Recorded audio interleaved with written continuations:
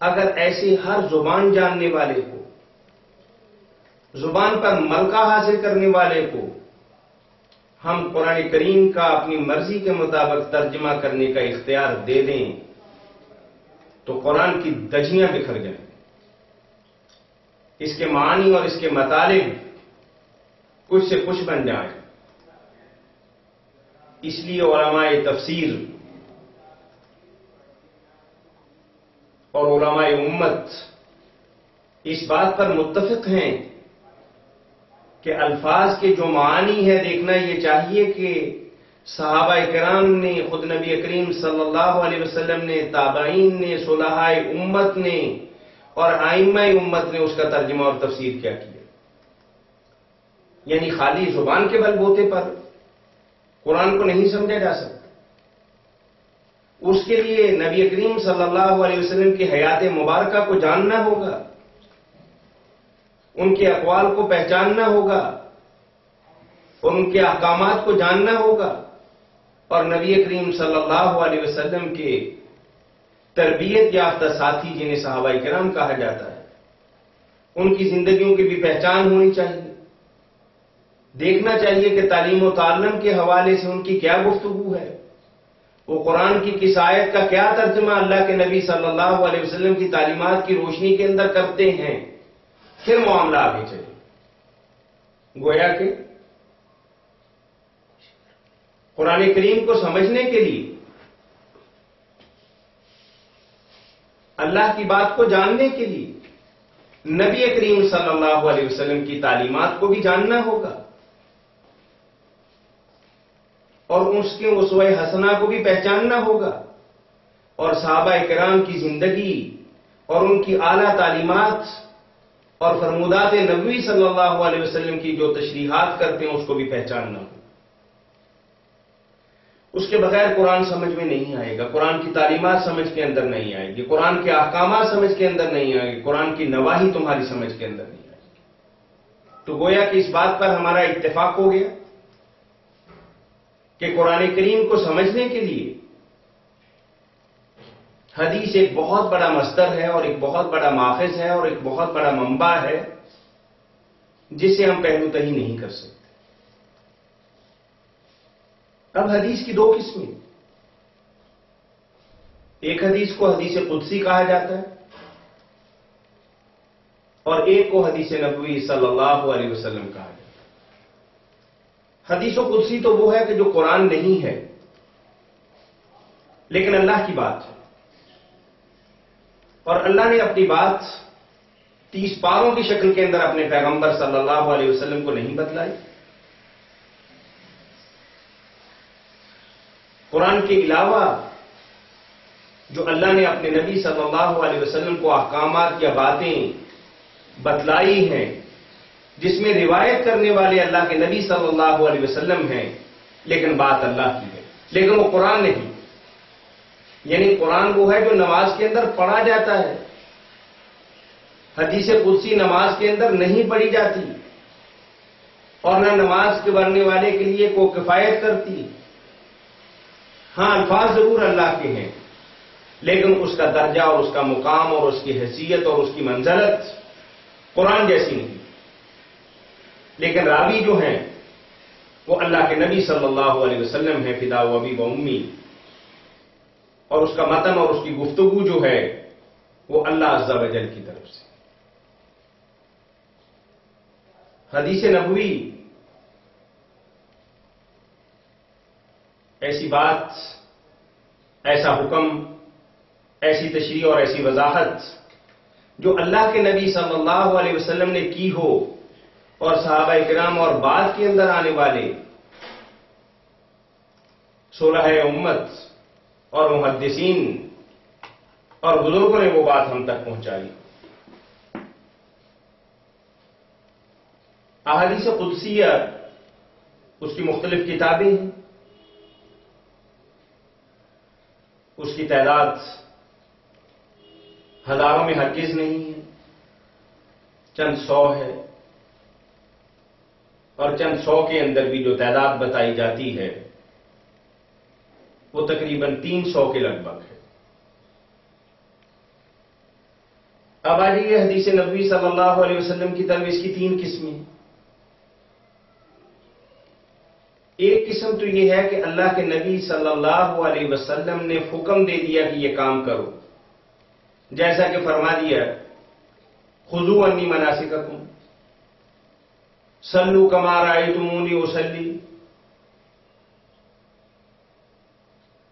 یعنی ان کی گفتگو، نبی کریم صلی اللہ علیہ وسلم کی جو گفتگو ہے اور ان کے اقوال اور ان کے فرمودات اور ان کی زبان اطہر سے نکلنے والے احکامات، اس کو قولی حدیث کہتے ہیں. اور اس کے بعد فعلی ہے کہ اللہ کے نبی صلی اللہ علیہ وسلم نے ایسا کیا، اللہ کے نبی صلی اللہ علیہ وسلم ایسے کھاتے تھے، آپ کی ذات گرامی فلاں چیز کو پسند کرتی تھی، اور صحابی نے دیکھا کہ آپ ایسا کر رہے تھے. یعنی پہلی بات ان کے فرمودات، ان کے احکامات، اور دوسری قسم یہ ہے کہ اللہ کے نبی صلی اللہ علیہ وسلم کے معمولات مبارکہ جو عملی شکل کے اندر امت کے سامنے آئے، قیام ہو، رکوع ہو، سجود ہو، بدر کی طرف احد کی طرف نکلنا ہو، یا اپنے اہل خانہ کے ساتھ جو بھی ان کا برتاؤ اور ان کا معاملہ تھا وہ فعل تھا، اور اس کو فعلی کہا جاتا. اور ایک یہ ہے کہ اللہ کے نبی صلی اللہ علیہ وسلم نے حکم نہیں دیا یا ممانعت نہیں کی کسی کام کی، اور کسی صحابی نے دیکھا بھی نہیں کہ اللہ کے نبی صلی اللہ علیہ وسلم ایسا کر رہے تھے. لیکن ایسا ضرور ہوا کہ صحابہ اکرام کو آقا انعامدار صلی اللہ علیہ وسلم نے وہ عمل کرتے ہوئے دیکھا، لیکن آپ نے منع نہیں فرمایا، آپ نے خود نہیں کیا، نہ فرمایا. لیکن صحابہ اکرام ایک عمل کرتے تھے، معاشرے کا حصہ تھے، حرکات و سکنات اللہ کے نبی صلی اللہ علیہ وسلم کے علم کے اندر تھیں. اللہ کے نبی صلی اللہ علیہ وسلم نے دیکھتے ہوئے ان کے بارے میں ان کے عمل سے منع نہیں کی.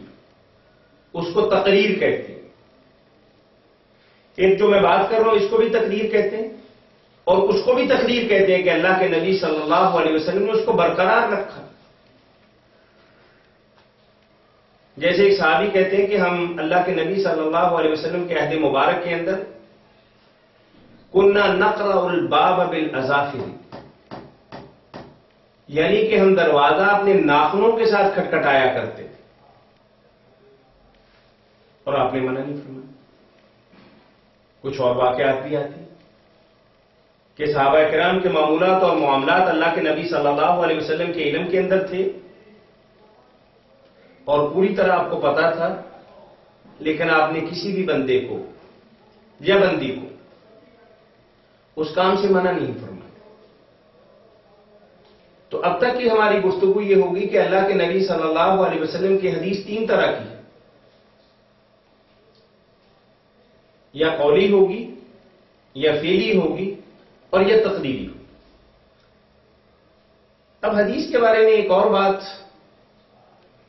جو بڑے تواتر کے ساتھ کہی جاتی ہے کہ جو لوگ حدیث کا انکار کرنے والے، کٹ حجتیاں کرنے والے، جان چھڑانے والے، یہ حدیثیں تو بہت بات کے اندر اکٹھی کی گئی، یہ تو ساری جمع کرنے والے اجمی تھے. امام مالک کو دیکھ لیجئے، وہ تو مدینہ کے رہنے والے تھے، لیکن امام بخاری معتبر ترین کتاب کے مالک، الجامع الصحیح البخاری، یہ سمرقند و بخارا کے تھے.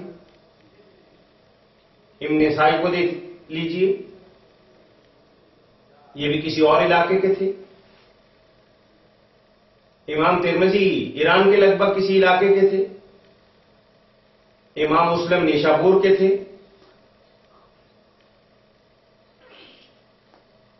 تو اسی طریقے سے دیگر ائمہ کرام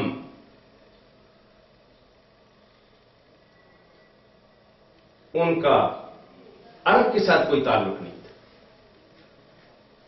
پر یہ بہت بڑا اعتراض کیا جاتا ہے کہ یہ بہت بعد کی کوشش ہے، یہ 200 برس کے بعد یا 150 برس کے بعد یہ مشقت اور محنت اور کوشش کی گئی. یہ بھی کچھ انجانے کے اندر بات کی جاتی ہے، حقائق سے ہٹ کے بات ہے. صحابہ کرام میں سب سے زیادہ حدیثیں بیان کرنے والے حضرت ابو ہریرہ رضی اللہ تعالیٰ عنہ. ایک صحابی نے یہ کہا کہ ابو ہریرہ تم ایمان بھی بعد میں لائے کہ تم سب سے زیادہ حدیثیں بیان کرتے. آپ نے کہا کہ بالکل درست کہتے. آپ لوگ چونکہ مدینہ کے اندر رہتے تھے، بیوی بچوں والے تھے، یا مدینہ کے رہنے والے کھیتی باڑی کرتے تھے یا تجارت کرتے تھے. میں درویش اور مسکین آدمی یمن سے آیا ہوا، اللہ کے نبی صلی اللہ علیہ وسلم کا خادم خاص،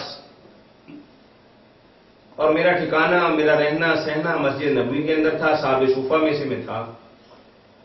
آپ صلی اللہ علیہ وسلم کھانے کے لیے کچھ بھجوا دیتے، میں کھا لیتا. مسجد کے اندر آتے تو لپک کے میں ان کے قریب بیٹھ جاتا. سفر میں اندر جاتے تو میں ان کے ساتھ ہوتا. کوئی بات کرتے تو میں فوراً بات نوٹ کر لیتا. تو خود اللہ کے نبی صلی اللہ علیہ وسلم نے مجھے حکم فرمایا تھا کہ ابو ہریرہ لکھ لیا کر. تحریر کے اندر جو بات لے آتے ہو نا، وہ نقش ہے. اور پھر ایک اور بات بھی ہے، آپ جانتے ہیں کہ عرب معاشرہ اپنے حافظہ کے بل بوتے پر دسیوں بیسیوں سینکڑوں نہیں ہزاروں اشعار اور پورے پورے قبیلوں کا شجرہ نسب اور ان کے حالات زندگی ان کو ازبر یاد ہوا کرتے. لیکن بہرحال پھر بھی لاتعداد روایات اس حوالے سے پیش کی جاتی ہیں کہ صحابہ کرام رضی اللہ تعالیٰ عنہم اللہ کے نبی صلی اللہ علیہ وسلم سے سن کر لکھا کرتے. وہ ایک روایت بھی اس حوالے سے پیش کی جاتی ہے کہ لا تکتبوا عنی. وہ تو اس وقت تک تھا کہ جب قرآن کریم حدیث کے ساتھ خلط ملط نہ ہو جائے، جب یہ شبہ نہ رہا. اللہ کے نبی صلی اللہ علیہ وسلم کاتبین وحی کو بلاتے جب وحی نازل ہوتی تو ان سے فرماتے کہ اس آیت مبارکہ کو فلاں سورہ مبارکہ کے اندر فلاں آیت سے پہلے فلاں سے پہلے اس کو درج کر دو. ایک وقت تک یہ تھا کہ تاکہ یہ اشتباہ نہ ہو، آپس کے اندر التباس نہ ہو، گڑبڑ نہ ہو جائے، یکساں نہ ہو جائے. جب منع کی وجہ ہٹ گئی تو لاتعداد صحابہ کرام کے میں نام ذکر کر سکتا ہوں کہ جو اللہ کے نبی صلی اللہ علیہ وسلم کے فرمودات عالیہ کو لکھ لیا کرتے تھے. آج کی گفتگو کو آج ہم یہیں پہ ختم کریں گے اور انشاءاللہ العزیز کا اس سلسلہ کو لے کر آگے چلیں گے، اس امید اور دعا کے ساتھ کہ اللہ تعالی ہمیں سنت مبارکہ پر صحیح طور پر عمل کرنے کی اور سنت کو سمجھنے کی توفیق عنایت فرمائے. وآخر دعوانا ان الحمد للہ رب العالمین.